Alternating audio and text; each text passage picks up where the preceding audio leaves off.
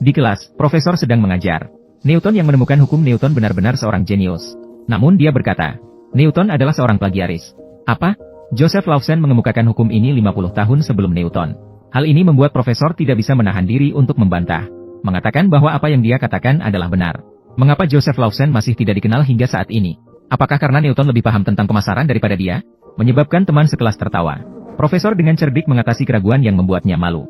Dan dia mengajukan pertanyaan lain. Ingin mengejek kecerdasan buatannya. Katakanlah ada 3 pintu tertutup di depannya. Di balik salah satu pintu ada mobil mewah. Di balik 2 pintu yang tersisa masing-masing ada seekor kambing.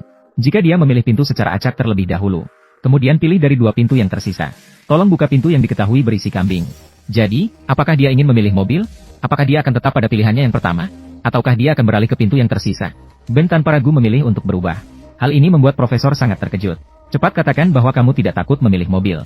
Apakah saya sedang dengan sengaja menyesatkanmu? Namun Ben berkata, saya tidak masalah karena jawaban saya didasarkan pada statistik.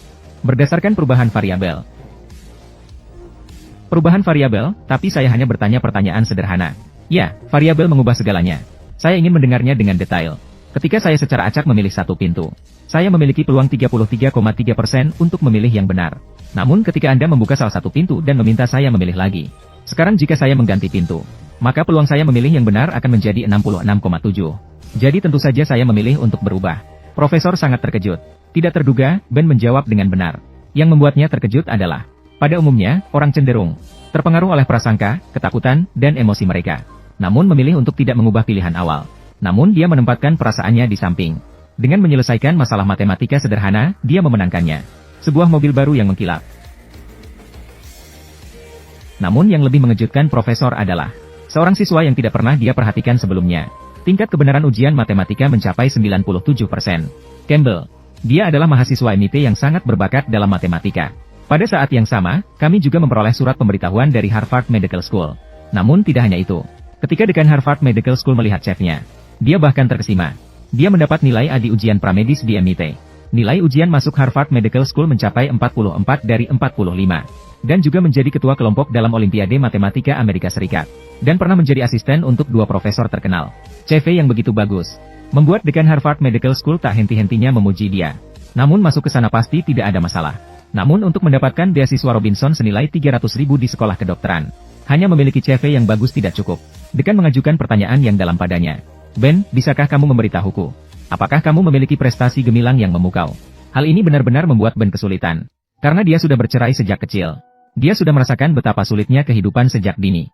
Setiap hari dia menghabiskan semua waktunya untuk belajar dengan tekun. Dia juga bekerja paruh waktu untuk mengumpulkan uang hidup. Jadi baginya, selain nilai yang bagus, dari mana lagi dia bisa memiliki prestasi gemilang? Maka dia harus mengorbankan lebih banyak waktu untuk bekerja. Meskipun dia mendapat pengakuan dari bos, dia hanya mendapat gaji $8 per jam. Namun biaya kuliah yang mahal 300.000 juga membutuhkan dia bekerja tanpa henti selama 1562 hari. Namun, tidak ada jalan buntu di dunia ini. Suatu hari, seorang teman sekelas asing mendekatinya. Dengan bangga memanggilnya untuk ikut. Ben sama sekali tidak tahu apa yang terjadi. Dia hanya bisa mengikuti dan melihat apa yang terjadi. Namun pada akhirnya, ternyata profesor matematika yang menunggunya. Dia pikir ada masalah dengan makalahnya. Namun tak pernah terbayangkan. Profesor tertarik pada bakat matematikanya. Ingin mengajaknya ke kasino Las Vegas untuk menghasilkan uang. Dan sekarang mereka telah membentuk tim hitung kartu 4 orang. Jangan terlalu kasar, teman-teman.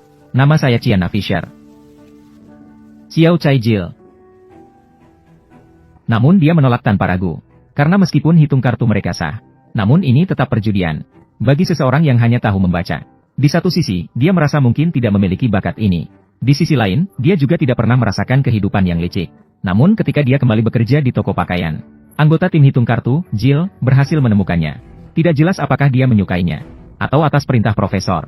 Dia sangat mendorongnya untuk mencoba pengalaman hidup yang berbeda. Dan mengatakan ini pasti akan membuka dunia baru baginya. Godaan dan bujukan Ben pada Jill. Dia tetap menolak lagi. Baiklah, jika kamu berubah pikiran, kamu tahu di mana kita akan bertemu. Kami selalu menyambut kedatanganmu. Tahukah Anda apa yang paling menarik dari Las Vegas? Adalah bahwa kamu bisa menjadi siapapun yang kamu inginkan. Namun setelah seharian sibuk, Ben duduk di dalam kereta yang sepi. Memikirkan impian bekerja sambil belajar yang sebenarnya tidak mungkin terwujud. Dia tak bisa menahan untuk mengingat kata-kata Jill lagi. Maka, saat profesor marah karena tim kecil salah menghitung. Tepat 13. Jumlahnya adalah 13. Ben bergabung dengan tim menghitung kartu. Bergabung membuatnya semakin menyadari. Tim menghitung kartu ini memang tidak mudah. Mereka menggunakan teknik menghitung kartu 21. Metode penghitungan Hilo membagi kartu menjadi 3 kategori. Kartu kecil 26 dihitung sebagai 1 poin setiap kali muncul. Kartu besar 10, J, K, K dihitung sebagai 1 poin setiap kali muncul. Dengan demikian, setiap kali dealer mengeluarkan satu kartu, mereka akan mendapatkan skor. Jika jumlah kartu yang diingat saat ini positif dan semakin besar, maka itu menunjukkan bahwa ada banyak kartu besar yang tersisa di tumpukan. Hal ini akan merugikan bankir. Ini yang mereka sebut sebagai kartu panas. Saat itu, rekan yang bertanggung jawab atas kartu panas akan memberi isyarat tangan kepada pemain. Pemain akan segera menangkap peluang untuk mengalahkan bandar. Namun, ada satu masalah di antaranya. Meskipun menghitung kartu untuk menang tidak melanggar hukum, namun tidak ada kasino di seluruh dunia yang menyukai orang seperti itu. Mereka juga harus memastikan bahwa penghitungan kartu tidak terdeteksi oleh kasino. Maka mereka perlu menggunakan bahasa khusus untuk berkolaborasi. Contohnya, telur mewakili angka 8. Seperti satu kotak telur berisi 8 butir. Kucing mewakili angka 9. Sama seperti kucing memiliki 9 nyawa dan sebagainya. Ada juga tanda salib tangan di belakang punggung mewakili kartu panas. Menyentuh dahi menandakan kartu sudah dingin. Menyibak rambut menandakan ada masalah, segera mundur. Sangat cepat. Dia sudah sangat familiar dengan proses ini. Hanya sebelum pergi ke Las Vegas, Profesor dengan sengaja mengatur kesempatan pertempuran langsung untuknya. Dia menyuruhnya berpura-pura menjadi seorang pemula. Datang ke kasino bawah tanah orang Tionghoa di kota Boston. Sementara temannya sudah membantunya memanaskan suasana di dalam. Ketika dia melihat isyarat dari temannya, dia dengan gugup duduk di meja permainan untuk pertama kalinya. Oh ya, Henry, apakah aku pernah menyebutkannya padamu? Tempat itu yang kubaca di majalah. Lalu gemetar, dia mengeluarkan $300 uang receh. Dealer menukarkan uangnya dengan chip. Lalu dia dengan sedikit kurang yakin bertaruh setengahnya. Dealer mulai membagikan kartu. Temannya mendapat kartu as pertama. Sedangkan dia mendapat kartu 10. Dia tidak bisa menahan diri untuk tidak menatap kartu. Kemudian temannya mendapat kartu 9 kedua. Dia sekali lagi mendapat kartu 10. Keduanya memiliki kombinasi kartu besar dengan total 20 poin. Sementara kartu pertama bandar hanya menunjukkan 8 poin. Menanyakan apakah mereka ingin kartu tambahan. Ben tahu pasti di belakang ada kartu besar yang dipilih. Akhirnya bandar membuka kartu dengan nilai 19. Ben menang di putaran pertama. Dia senang seperti anak kecil melepaskan kekhawatirannya. Dia melihat ekspresi teman-temannya. Barulah dia sadar tidak boleh terbongkar. Kemudian dilanjutkan dengan putaran kedua. Ben langsung mendapatkan 21 poin. Dealer tidak bisa menahan diri untuk mengucapkannya. Beruntung malam ini, hadiahnya langsung berubah dari 300 menjadi 600. Sensasi kemenangan dalam menghitung kartu membuatnya santai seketika. Bahkan dengan senang hati memesan minuman kepada pelayan. Namun saat dia bersiap melanjutkan, dua orang menutupi kepalanya dengan karung. Dia segera berteriak bahwa dia tidak melakukan apa-apa. Namun seseorang penting bersikeras agar dia mengungkapkan nilai hitungan kartu. Berapa nilainya? 18 positif. 18 positif. Namun saat karung dibuka, dia bingung. Ternyata ini hanya ujian dari profesor padanya. Ingin melihat apakah dia bisa menghitung dengan benar. Meskipun dalam situasi berbahaya. Hasilnya, dia melebihi ekspektasi dan lulus ujian. Namun, dalam perjalanan pulang, profesor tetap memberinya peringatan yang serius. Tim mereka hanya melakukan bisnis untuk menghasilkan uang. Semoga Ben tidak terjerumus ke dalam perjudian karena ini. Dia harus selalu menjaga kendali emosinya. Dan Ben pun meyakinkan sang profesor. Asalkan dia mengumpulkan cukup uang sekolah 300.000, dia akan meninggalkan tim. Melihat Ben begitu tenang dan mampu mengelola diri, profesor juga merasa lega. Maka dia memutuskan segera. Besok akan membawanya terbang ke Las Vegas 3.700 km jauhnya. Namun ini membuat Ben agak kewalahan. Besok Selasa saya harus menyerahkan makalah mata kuliah literasi matematika. Tidak, kamu tidak perlu menyerahkannya. Tidak perlu? Tidak perlu, saya sudah berbicara dengan Profesor Oleari. Saya bilang padanya bahwa kamu akan membantu saya dengan proyek khusus. Dia sangat pengertian dan memberimu nilai A. Lihatlah, Ben, ada beberapa hal yang bisa dipersingkat dari dalam. Nanti malam saya akan meneleponmu untuk memberitahumu detailnya. Sangat cepat. Ini pertama kalinya Ben naik pesawat. Di luar sana adalah dunia yang tidak pernah ia bayangkan sebelumnya. Kemewahan dan nafsu akan uang di sini langsung membuatnya merasa seperti orang bodoh. Kembali ke hotel. Profesor memberikan mereka masing-masing identitas palsu. Ini adalah penyamaran mereka untuk bergerak di berbagai kasino besar. Untuk menghindari perhatian kasino terhadap mereka. Dan perburuan sebenarnya akan segera dimulai. Baru saja dimulai. Setelah mereka masing-masing menetapkan tempat tinggal mereka. Mereka kemudian pergi ke kasino di lantai bawah. Masing-masing menemukan posisi yang sesuai dengan mereka. Dan ketika Ben melihat isyarat jelas dari rekan setimnya, dia dengan tegas duduk di meja judi. Saat itu, rekan setimnya juga memberikan informasi meja judi kepadanya. Setelah mendapatkan informasi bahwa rekan setimnya sedang di meja 16, yang tersisa hanyalah waktu untuk pertunjukannya. Ben pertama kali bertaruh setengah dari chipnya. Dia mulai menghitung nilai setiap kartu di dalam hatinya. Saat dia melihat dia mendapat 2 kartu 8 di tangan, dia memutuskan untuk membagi kartu. Artinya dia membagi 2 kartu 8 dan bertaruh pada masing-masing. Kemudian keduanya meminta 1 kartu lagi.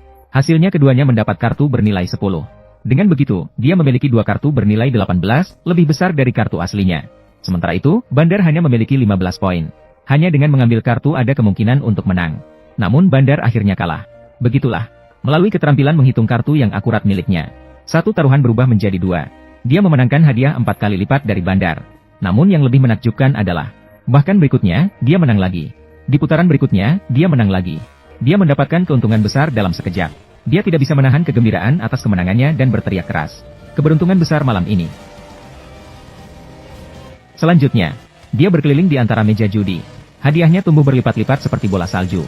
Hingga dia menukarkan semua chip kecil senilai 500 menjadi chip besar. Dia baru sadar bahwa matahari sudah terbit. Dengan kelelahan, dia meninggalkan kasino. Meskipun sangat lelah, dia juga merasakan sensasi mendapatkan uang untuk pertama kalinya. Kemudian kembali ke asrama sekolah. Dia segera menyembunyikan uang yang dia menangkan di langit-langit. Dan dalam hari-hari berikutnya, dia sering pergi bolak-balik ke Las Vegas lebih dari 10 kali. Setiap kali dia bisa mendapatkan uang. Lebih banyak daripada yang dia hasilkan selama bekerja di toko pakaian selama 5 tahun 9 bulan 12 hari 6 jam. Dengan cepat dia mengumpulkan biaya sekolah medis sebesar 100.000. Ini membuatnya yakin untuk mengumpulkan biaya sekolah sebesar 300.000. Namun tidak diketahui sejak kapan. Tujuannya pergi bolak-balik ke Las Vegas. Selain untuk mengumpulkan biaya sekolah medis, sepertinya ada lagi satu hal yang ingin dia selesaikan. Setelah mengalami beberapa pertempuran, dia perlahan-lahan berubah dari seorang pemula menjadi seorang ahli. Dia akhirnya merasakan apa yang pernah dikatakan oleh Jill. Di Las Vegas, dia bisa menjadi siapapun yang dia inginkan.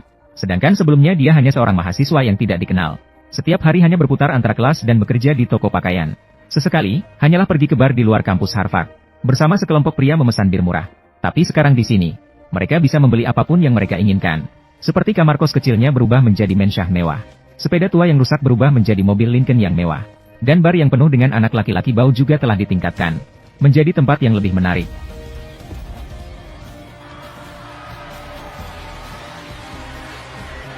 Bahkan lebih mengejutkan lagi, dia juga akan segera mencapai hal lain yang ingin dia lakukan.